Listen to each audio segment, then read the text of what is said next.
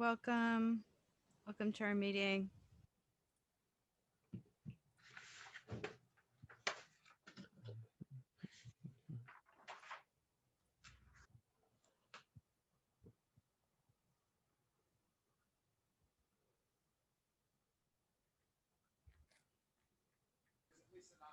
Okay. So thanks for joining us.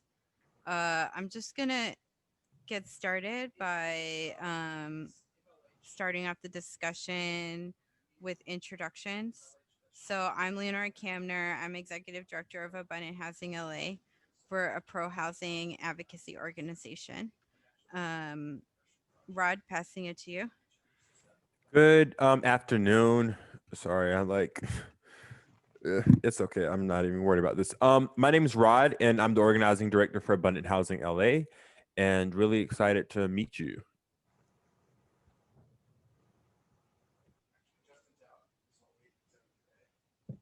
Can you hear me now? Yeah, we can hear Yes. you. Okay, great. I am just a Santa Monica resident, curious about what you guys are doing. So I thought I got the invitation, so I must have thought I would be interested. So I dropped in. Thanks. Thanks for joining us. So the first thing we want to discuss is just to get an idea of what everybody's vision and values are for. Oh, we have somebody just joined us. Okay, I'll put him in, and then we can keep doing instructions.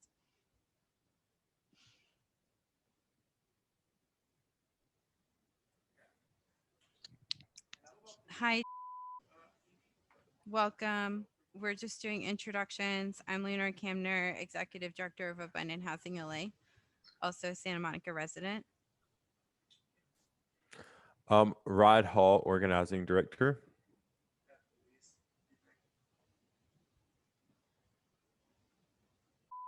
You want to introduce yourself really quick?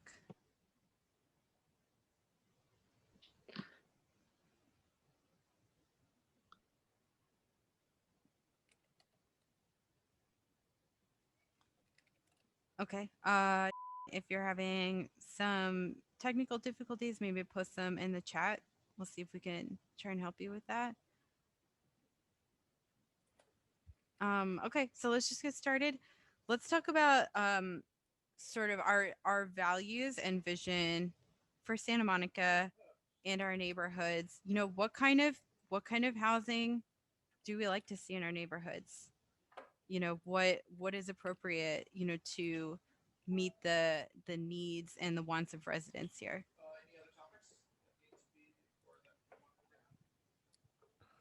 Um s- Before we let me actually go to um so I'll do a broader outline before we jump directly into this, which is just today's meeting is really about a space for us to talk about our values and our vision in our neighborhoods, because we know that the city is undergoing a lot as it relates to the housing element and the housing element update, and 2/3 of the homes built in Santa Monica have to be affordable. So I just kind of wanted to pose some questions. You know, Leonora, feel free to answer as a Santa Monica resident. And if you have any thoughts, please feel free to chime in. So the first question is just what kind of homes do you want to see your neighborhood, and what do you not want, right? We know that the city has to build around 4,000 homes that are affordable to low income folks. So want to figure out what kind of homes we'd like to see in our respective neighborhoods to help make that happen. Great, thanks so much, Rod.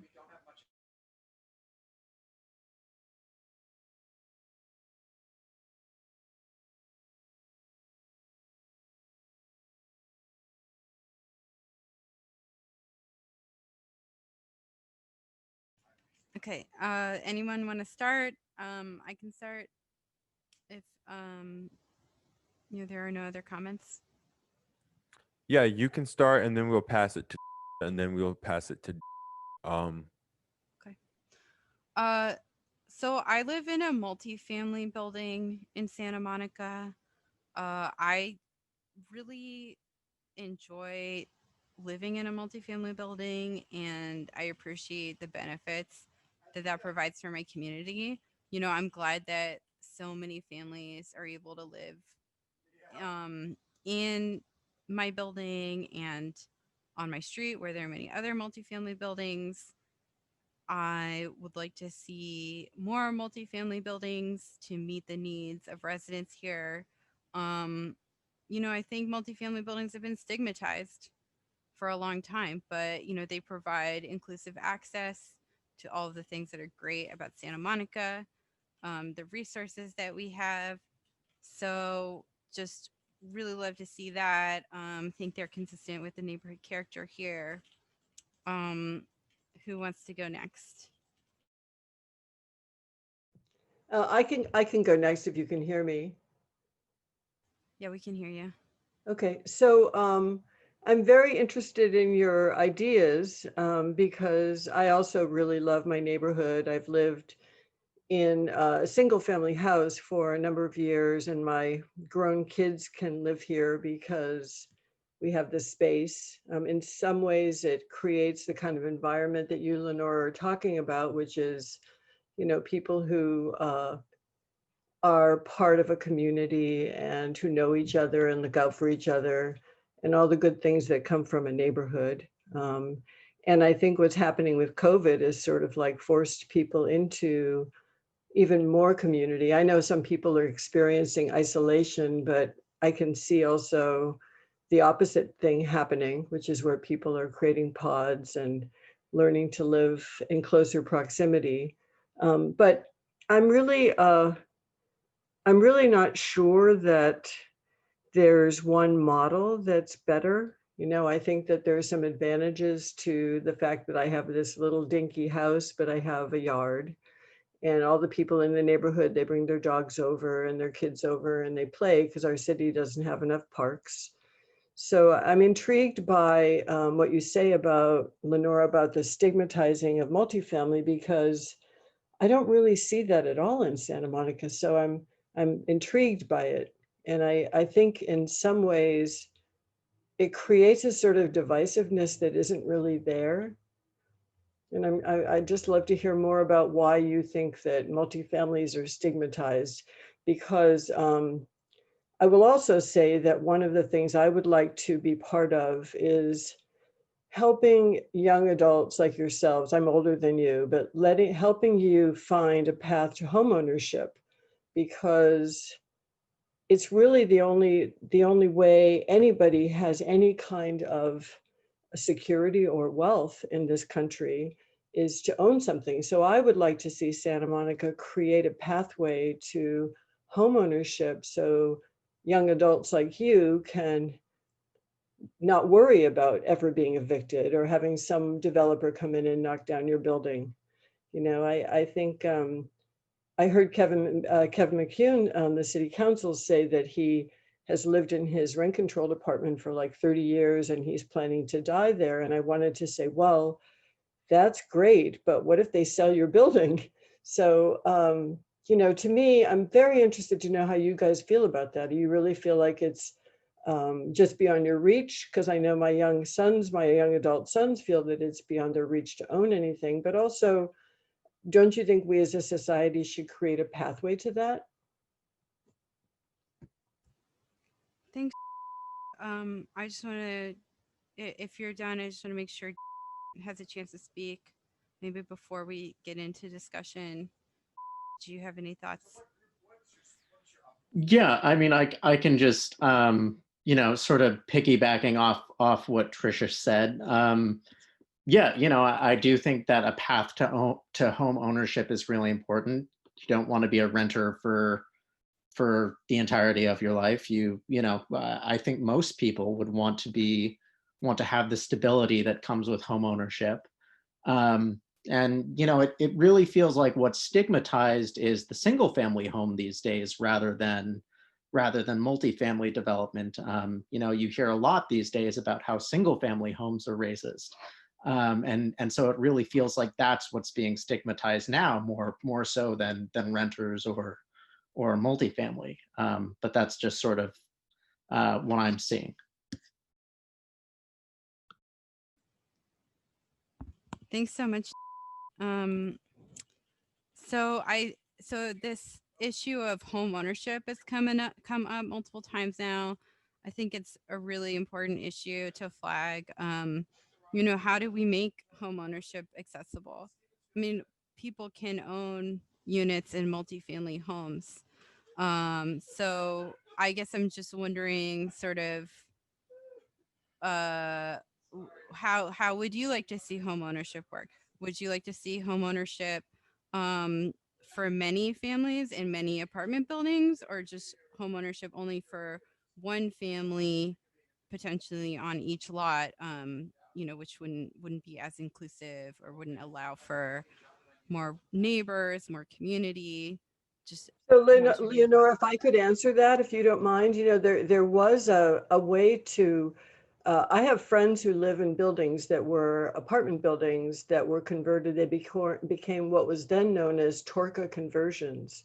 And my dear friend Michelle lives in a building that was apartments. And then the city created a program so that everyone in the building had the opportunity to buy the unit. So some of the people are renters and some are owners. And she's lived there she's in her 70s. She's lived there for a long, long time, and it has a sense of being connected to Santa Monica that she might not have if she's worried about being Ellised. Or so I would love to see, and I have talked about this a lot, I would love to see our city, if we really are about community and inclusiveness, I would like to see our city find some way to create that kind of pathway. And I don't think that it has to be just single family homes. I think that, everyone's building ADUs now. There's that opportunity. But I think that I agree with Dan that I get the sense that we're sort of like putting the single family homeowners in the crosshairs. And, I'm with you guys because, as I say, I have adult sons who probably will never own a home, may live with us forever. But I I think that that has importance here rather than pitting, the renters against the homeowners, because I couldn't afford to buy a house here today. I'm in this, I would be in the same position of anybody. Because the prices have escalated so insanely, and partly because of this sort of way in which we're allowing ourselves to get involved with this battle, in which, as Dan points out, the people who own homes are seen as like squatters, that they're sitting on property that should be turned into apartment buildings. And I don't think that's the right pathway to helping everybody find security and community. I used to live in England, and all of our apartment buildings were opened onto a village green, and no one had a yard, but everyone went out to play in that common space, and all the kids knew each other. And but that was a design for a quality of life instead of designed for profit for the developers, which I'm afraid, Leonora, you sort of feed into sometimes with this philosophy of densification, because it isn't necessarily a healthy model, and it isn't necessarily to your benefit because it really doesn't generate affordability. So I'm just being candid with you. I'd like to understand your overarching philosophy other than just doing advocacy. Thanks. I would love to talk more about that and our philosophy. I think, if you want to check out our Housing 101, which we do monthly, I think that's just sort of like the best rundown that we have. It like covers everything. Um, but I do just want to say, housing affordability really matters, and building affordable housing is really key here, and it's the key part of the RENA targets. Um, I mean, I'd love to think through ways that we could do value extraction from development to maximize the amount of affordable housing. Um, a, you know, a huge opportunity would be to allow multifamily buildings in our single family neighborhoods with um, with some value capture there, and we could generate a lot of affordable housing that way. So I don't know, is that, what do you all feel about that? Is that something that there's alignment on, like building a lot of affordable housing in multifamily buildings throughout our neighborhoods? So I don't understand where you, what your economics are here. You know, Santa Monica does an extremely good job of inclusionary housing. A lot of cities don't have those requirements of developers.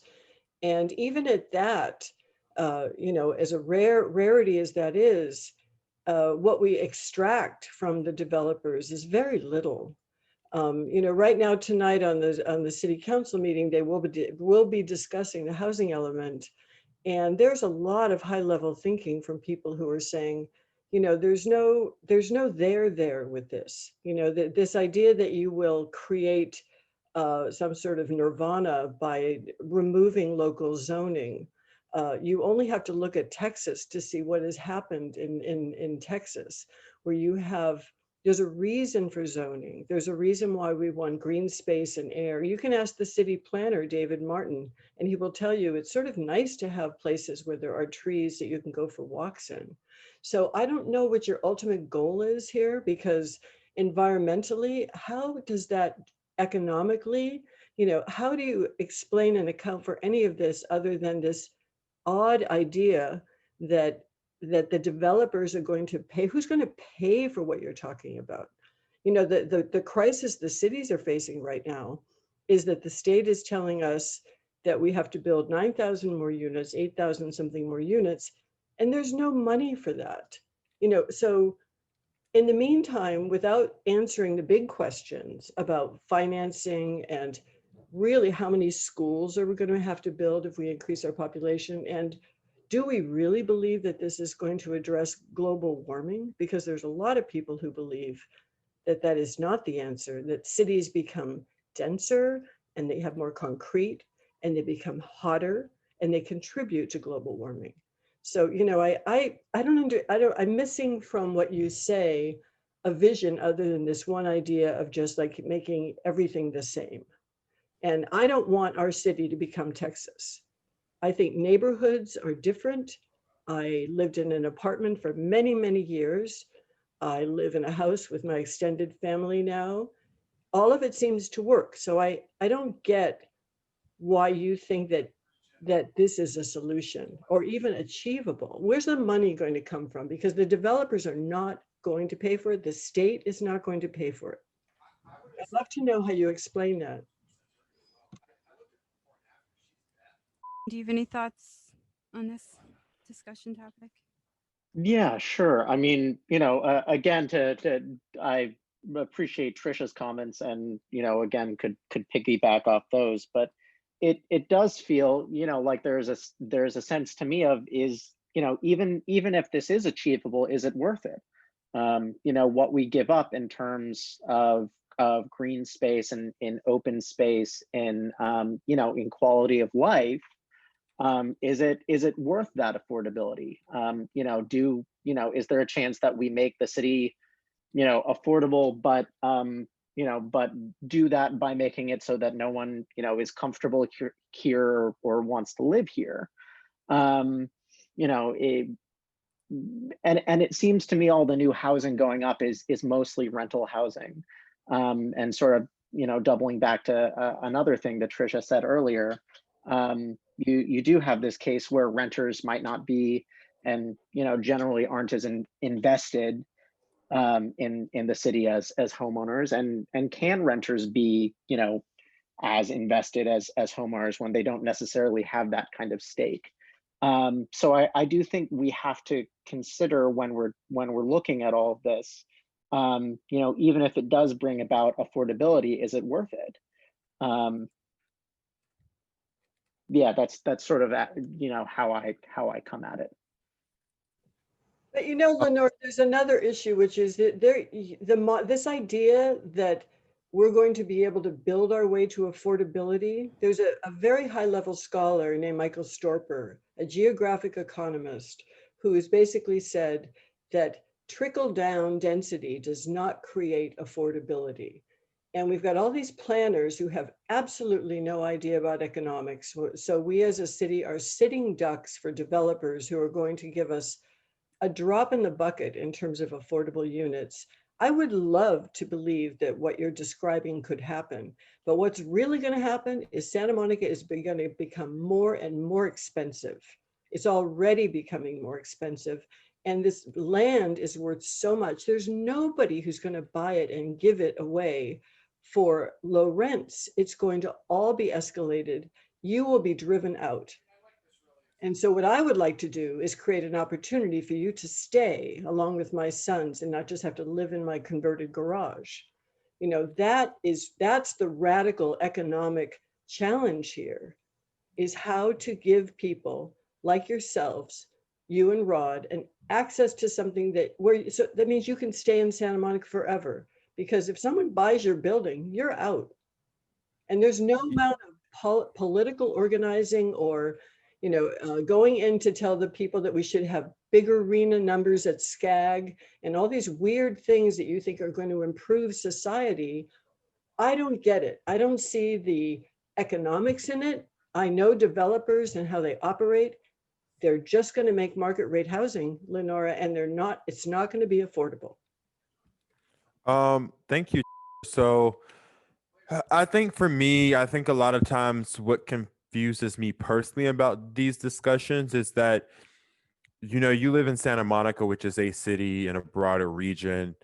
And given Santa Monica's history of redlining, as well as the broader region's history, I think what confuses me is it feels as if other neighborhoods do not want to allow people like me, people of color, low income people, to even have that opportunity. I currently live in the city of Los Angeles, and I live in a community that's a lower income community of color. And while it was great to have opportunities, I think, for people to buy homes, when I think about as a younger person, climate change, and when I think about the housing and homelessness crisis, I know that I personally don't know if it's possible to um, build enough single family homes that will house everyone while also allowing for climate goals to be reduced. And it at times feels like people who live in neighborhoods like your own are very not connected to what people in low income communities of color are going through in the broader Los Angeles region. And I think, while, like you said, it's great to try to own homes and people can stay in their buildings, it begs the question for me, are you looking to actually have an integrated society where low income people can live in your neighborhood in addition to other parts of the city? And are we going to be able to do that under the context of understanding everyone who's low income may not become higher income and may not be able to purchase a home, but they should certainly be welcome in the neighborhood? So is that something like you're interested in, or are you not interested in low income people being able to live in your part of Santa Monica? So, Rod, that's a really good question, and I would love to answer that. One of my sons lives in Inglewood. He's white. He doesn't have an issue living in a community of color. Um, I think that to turn everything into the terrible history that Santa Monica had before any of us were here with redlining, when people of color had to go to the inkwell to go to the beach. I mean, the history of I've been very involved, so that Rod, in the district elections lawsuit and trying to fight for districts. One of my dear friends is Oscar De La Torre, and I go back 30 years with Oscar fighting for him and his youth center. So I am about affordability. I live in a little 1929 house that has had nothing done to it because I'm not ambitious and I'm not exclusive. I am a community activist.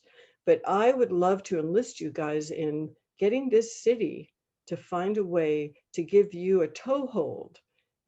I know that if I had to, I could take out money against my house if I got into trouble.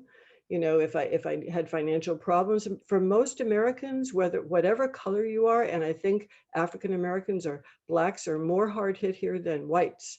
It's the home ownership piece, is the access to the middle class, and our country is losing that. It's not. I agree with you. It's not about Santa Monica. It's much bigger than that. But that's the radical action. That is the radical action to get the city to say, okay, we want to provide home ownership that is owned, so that people do stay, so they have a commitment, so their kids will go to the school, so they don't have to worry about next year having to leave because they were Ellised. I that's the radical solution I would like to see. I would like to see Santa Monica stay uh, the way it is, to the extent that which, if you take my yard and you build an apartment building on it, you lose all the trees and all the animals that live in the trees. And your generation cares about the planet. There's urban wildlife here, and we are part of it. So if you guys start to think about a larger challenge, which is, I guess, maybe seems selfish to you, but I would totally empower you to go after having security for yourselves in this community and helping us find a way to do that. And it's not going to be through hyper development. It's those developers are not, they're going to leave town if they don't make a profit. So we as a city have to find a way to make that happen. And I would join with you to do that. Yeah, thank you. I guess my question kind of becomes, are you, it's great that like your son who's white moved into uh a neighborhood of color, but would you like to make the inverse true? I guess is kind of the question. Then the other thing you mentioned, the environment and stuff. Are you kind of aware of the environmentalism and the concerns of climate change in low income communities of color? Because I'm sure you've probably seen the map in the portions of LA that I currently live in. There's not a lot of tree canopy and there's not a lot of the area heats up higher, and that's due to the lack of green space. And Right. to your point, being a part of a broader ecosystem, it becomes hard to be a part of a broader ecosystem if everyone doesn't do their part. So Santa Monica is a city, but it's a part of the broader LA ecosystem. And in this neighborhood, I'm starting to see a lot of people can't have green space because every parcel of land has to put multifamily housing on it so that we can end the housing and homelessness crisis. So because certain areas, it's as it's not legal to build multifamily housing, low income communities of color have to do all of that burden, and that's now removing our tree canopy, and that's removing our access to green space. So I, there's a I have to forgive me for saying this, but I don't, that makes no logical sense at all. What part of the city do you live in? yeah, I can show you a map. I'm not Just sure saying, how. I know LA really well. Yeah, So so I mean I can show you a map of a tree canopy. I guess what I'm confused about is if you have land in a city and the land has to be used for something, right? I'm a planner by training, just to clarify. So the expertise are there for And me. planners believe in densification. I know they teach you that there. But I will tell you Yes. something, that there's factions in Santa Monica at war. I'm not part of it. I just observe it. I used to be a newspaper reporter, and I'm very interested in the larger picture. But there are people in the city who say we have to preserve trees on private property, so that if you wanted to build an ADU, you can't take out that tree to make the space for it. So I think that there's sort of this war going on that that fits into what you're describing, and I think making green spaces is important for all of the neighborhoods. And it doesn't necessarily mean that by destroying it in one neighborhood, it's going to benefit everybody, because then we'll all end up with concrete. Yeah, I think the reality of it is, though, is that there are already communities in LA that have pretty much nothing but concrete. And a part of that is because all of the building of homes has to take place in those neighborhoods. I'm actually involved with the organization. We'll be presenting tomorrow to folks who do the work in low income communities of color in LA. And I think a part of it, like you're saying, is that a lot of people are individualistic. I mean, I personally don't agree with you that I'm not my version of America is not where I just think about getting my own. So I have to disagree with you about me trying to figure out how I can build my own wealth, especially if that's going to come at the hands of destroying the communities of people who Well, either look Rod, like me or don't. good luck with that in this culture. In this culture, Yes. yeah, I mean, good Well, luck with that because people have a right. People who work hard and have a and try to create a little space for themselves, they're going to fight for that, you know. And so, why not yes. join hands and say, look, let's make everyone's environments better. I mean, there are people who are turning the LA River into a real river. That's a real Yes. that's a real effort. That's not going on in Santa Monica, right? I mean, Yes. and Santa Monica is not the only place that's worth living and protecting and fighting for. Yes, and unfortunately, I think that mentality is why we have the crises that we have. Because to your point, people are working on stuff, but I think it's a very like micro level, and we have to also think about micro level things as well as macro. And so I agree with you that it's great to see people doing stuff, but I think that mentality, everyone that I've met, low income, high income, works hard. The difference is that higher income people, since you're activists, you probably are aware of the handouts that white people got to get the communities that we now have. You know, All right. Santa Monica didn't You know what, naturally. I think I'm really gonna leave this meeting because to me, you keep going back to the race card and it's not the answer. It is not the answer. Everything isn't about race. Economics, no one talks about the economics of this.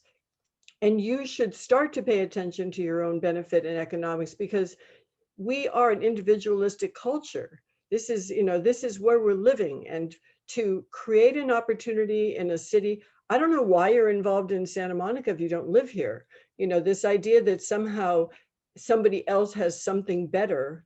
You know, everyone is struggling right now to survive, whatever color you are. And I'm a little tired of being told that because of redlining 30 years ago, you know, that now that it's all about race, because what you're doing is you're missing what's really going on, which is the big rich people, 1% at the top, screwing the rest of us, white and black and all colors. So you can, I mean, Oscar De La Torre is a friend of mine. He's a radical Latino. I know what you're talking about, but I think you're living in some sort of weird philosophy that does not deal with reality. And you should start studying economics here because planning is not the be all and end all. It's like, you know, drawing boxes that someone else is going to pay for, you know, and it's creating a class war in this culture that we don't need. This is an opportunity to build together. So, I mean, it's laughable to go down for Leonore to go to Skag and say, we want more housing in Santa Monica. I don't know who the hell you think you are, you know, but nobody takes it seriously. If you want to be taken seriously, become part of the solution. And it's not about black versus white or rich versus poor. It's about helping each other. So Wow. there's a reason why nobody's in this meeting. You know, Yes. you present this thing that you have some sort of a movement, and all you are is lobbyists for the guys who are going to make money on you, both of you. And they are going to make a lot of money on you because they will use you to talk about things that do not provide a solution. Density, overbuilding a city and creating ghettos of people living in concrete and ripping out plants because you don't want other people to have them is not going to make your life better or anybody's life better, and is not a radical posture. It's ignorant. We're Wow. not lobbyists and we don't take any money from developer interests at all. So And I tell you also know. want to clarify. But I'm Leonora, they use you and your innocence and your lovely ideas about everybody living in villages of concrete, but they just use you because if they don't, you should be paid something because you are being used to advance a philosophy that is absolutely destructive to everybody. And it's the reason why working class people are moving out of LA, moving to Texas, moving anywhere they can go instead of staying, because the developers have taken over our society. Distant property owners will come in and swoop up your building and you will have to leave. So, I mean, I just think you should really rethink this whole idea that this is radical and this is pro people. It's not. People want to live with quality, and you are like, I heard about what you said to Skag. It's absurd. It's laughable. It's laughable. And it's all going to come apart because it's based on lies. And we will fight back. And whether I live in an apartment or a single family home is not the issue. I've lived in both. I care about you guys, but this is really weird, like Soviet like mindset where all you guys say is the same diatribe and you don't think. Take a look at economics, read Michael Storper. This trickle down development does not work. And just to clarify, this isn't about trickle down development. This is about understanding that the city of Santa Monica has to build a certain amount of homes over the next 10 years. And we're trying to understand where those homes are going to go. It is very unfortunate that If I could just explain something to you right now, there is an organization of cities across the state that are going to fight the RENA numbers, and Santa Mhm. Monica will become one of them. And it's because it's completely economically unfeasible. It's like a really great idea, but there's nobody who's going to pay for it, including the state of California. So, yes, I will be watching the city council meeting tonight, and I have submitted public comment. And I have told the city council, three of whom are new members, that there's good reason to believe that the numbers that have been foisted on cities throughout California are completely out of line and will not make anybody's housing more affordable. So that is the current situation, and that will be discussed at the city council starting tonight. But you guys should, like, you're really lovely and passionate, but this is like simplistic stuff. And, there's a lot more thinking that needs to go into your approach, including the fact that you have a right to some hold on something in life, that you want everyone to be a gypsy and disconnected from their community. I mean, I can tell you that the people who work the hardest in my neighborhood in the schools and who are most involved, they have a toehold. They know they're going to be there tomorrow. And the idea of localism and being a part of a community, that's a good thing. That's not like some retro idea. That's the future where people know each other. It's what Lenora's talking about with having an apartment building where people look in on each other and care about each other. And coming in and taking over neighborhoods and knocking down houses and putting in high rises is not the solution. And Where's the green space going to go? I mean, Rod, what's the remedy for the hot spots that our cities are becoming with all concrete? Santa well, Monica. I think the issue is that your city isn't one of those hot spots, right? Your city is a city that was created because people who look like you didn't want to live around people who look like me, and so the reality of it is with Rod, I'm the going to say, Rod, do you actually know our history? We had a very large Black community here until someone put yes, the freeway in and wiped them out. And I didn't do yes, that. I didn't do that. And the white yes, people didn't do it. The developers and the city government did it. It wasn't yes, and white. you're absolutely correct. The issue then becomes, though, who moved into those homes that were built, and why the highways were built, the people were displaced, the single family homes continued to stay, and at the same time, our government again did not allow for folks of color to buy those homes. And so this isn't about what you did, Trisha. This is more so, like you said, about what the government did and what we can do as a community to rectify that. Because, like you said, you want your green space, but it sounds like from this conversation, you're only thinking about like your one neighborhood and you're not thinking about So, how your neighborhoods so this impact isn't, other neighborhoods around the city of LA and around the county of LA. And so I don't disagree with you on certain aspects, but I do think that if we're sitting here saying, what happens if the city of Santa Monica's RENA numbers aren't granted the repeal?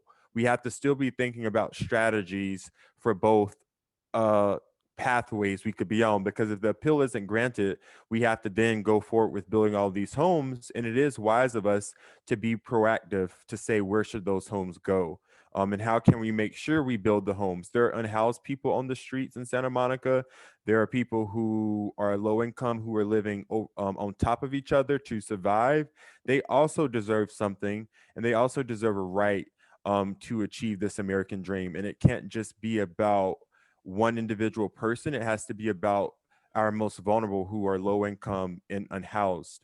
And so that is just that's how I'm trying to approach this, because we have to do something. I think you probably know how many homes. I think you've probably seen the data of the amount of homes that LA County is missing, and how many that we actually have to build. And so it it maybe economically it may seem like that won't work, but the fact that we lead the nation in the most unhoused people and the most people who are cost burdened and who are more likely to be vulnerable to being unhoused is a huge issue.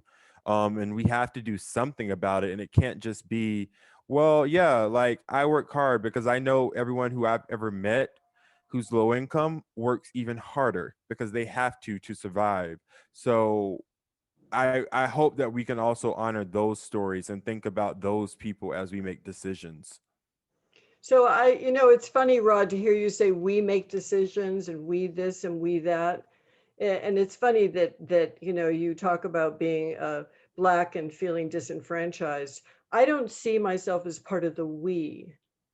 And that's the issue. I see myself as a community activist. I run a neighborhood group. I do advocacy and I educate people. And I don't see myself as being somehow on a mountain above other people. I believe I think what you guys are trying to do is admirable, but I'm just trying to suggest that the economic issues, the economics of this are significant, and that it's not just Santa Monica that is going to be fighting back.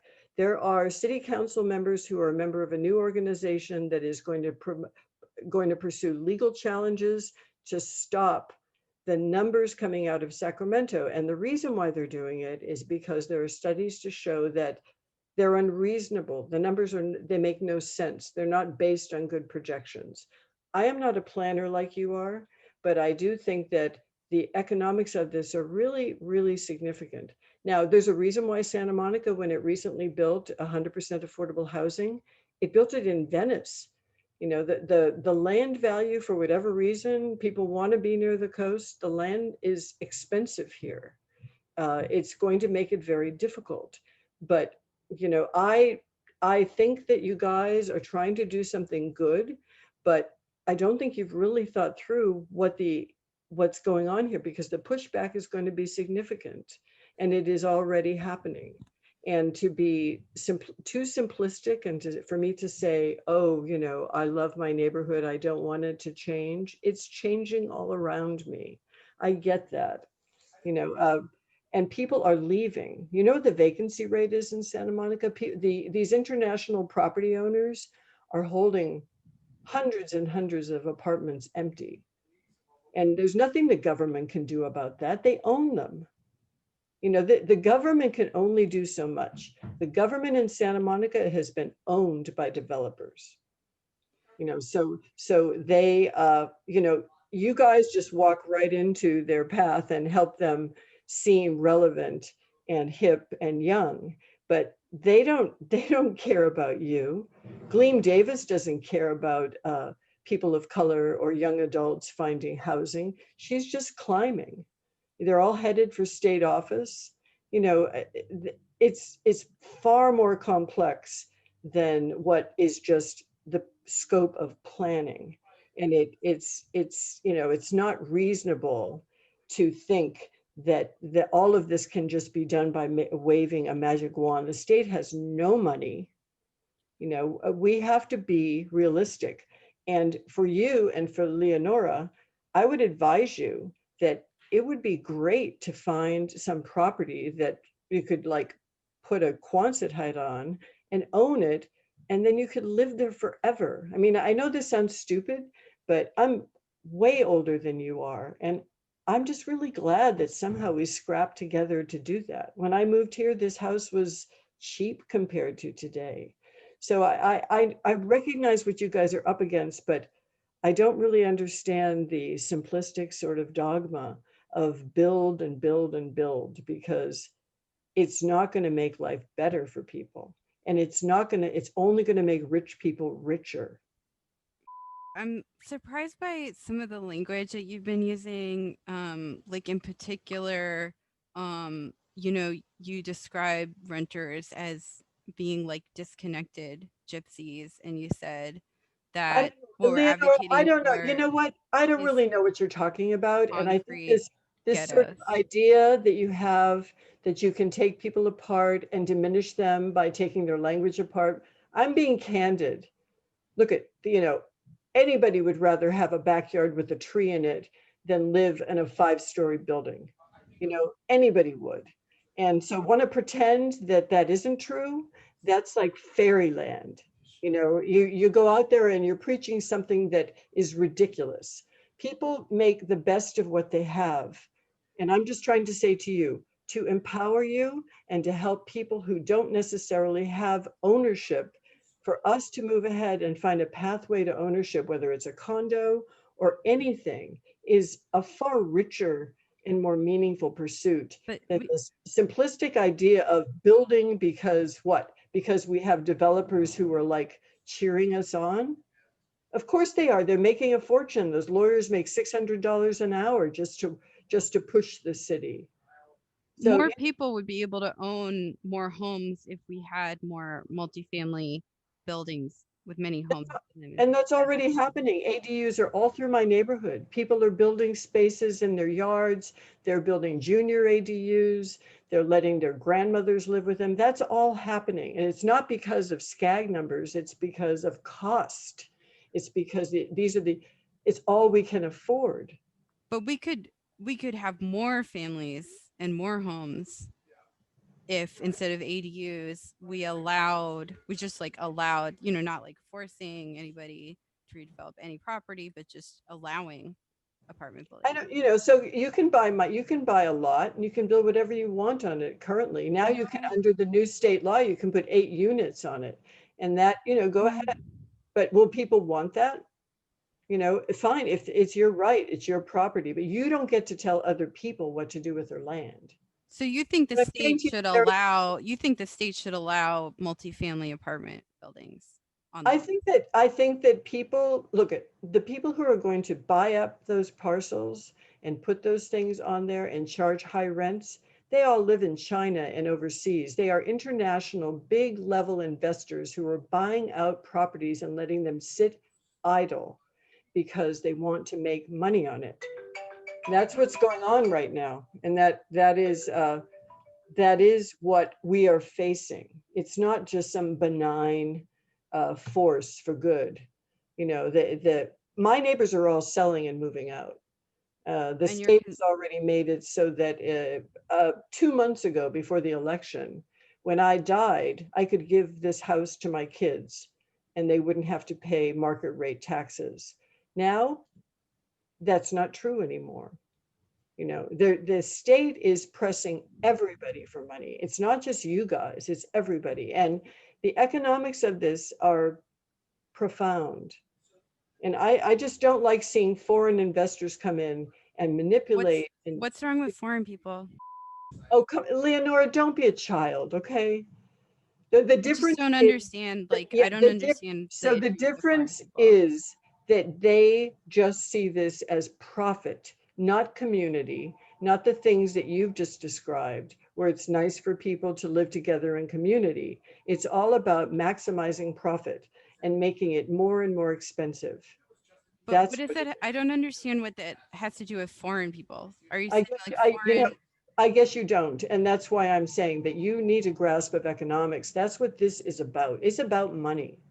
It's It's about people who are coming into the government and manipulating the politicians to make opportunities for profit. And they don't care what color you are, and they don't care what city you live in. It's happening everywhere. And if you think that's a good thing, then I mean, just explain it. Like, explain to me what the issue of foreigners has to do with, um, the issue of profits. I just like don't see the connection. I know you don't. So that's what I'm saying. You don't see it. You don't see that when a Chinese corporation buys land in Santa Monica and just lets and evicts people and lets it sit idle until it's worth more and they can build high rises. You don't see what's going on there. You know, I'll tell you a story about Santa Monica. I fought like hell for a place called the Village Trailer Park, which was a little trailer park with about 50 trailers and old people and their cats and mature trees who lived there forever. And in comes an investor named Mark Lozado. He buys the place for $5 million. This is not a foreigner. This is just a really shrewd LA developer. He buys the land for $5 million. He gets the city to close the Village Trailer Park. And that was actually someone on the Housing Commission who allowed them to shut down the Village Trailer Park. Those people were relocated. Some of them live in their cars. That Luzado didn't build anything. He sold the rights to that development and he made $40 million. So Trisha, I just because you're You, I just mean, what you you're get saying. what I'm saying to you? This is what you're playing into, is these people are profiteering on this idea that relies upon people being divided. And it isn't Santa Monica. And I think it's interesting, Rod, that you don't live in Santa Monica and you have this in your crosshairs. It's just another place. There's a lot of places like us. There's Manhattan Beach. There's a lot of cities that are fighting back right now because this is too simplistic and this is unacceptable. Profiteering. This So Lozada walks away with $40 million, and those people are living in their cars. And that is the way it's done here in Santa Monica. so you one, thank you for explaining. I guess my question is, as it relates not to those neighborhoods that you were just talking about, but as it relates to areas that currently only have single family zoning, um, are you also saying you'd like to see homes built in those areas? Or are you saying, because it feels like we're talking about two different portions of the city? I'm more so talking about areas of the city that have single family homes and single family zoning, trying to understand, will we also be allowed to build more homes there? Like you said, other people may not want to put a single family home on their property or 8 units on their properties, but some people do. And you're saying you would allow that to happen if they wanted to in your neighborhood. Well, it's already happening. The state has already come in and basically dismantling R1. Gleam Davis has said R1 is lost, forget about it. And so what people are doing, which is sort of organic, is they're But do building you these. support that or not? Do you support the state It's allowing the no, eight but units or not? it's not like I don't need to. You want me to like join your club? It's not whether I support it. It's what's happening. It's what's happening. But I I'm we just talking can't about what's reconcile happening, this. not about some idea of whether that's good or bad or black or white. It's happening But right now. are you supporting it or are you opposing it? Or are you just like neutral about it? Leonora, do you not have a brain? I just told you, I'm not in the council. I'm not in the government. I'm an individual living in the community. And I'm telling you that I see what's going on and it's already happening. So, I don't, what you're saying is, do I support the Wiener bill and SB 1128 so that there's no zoning?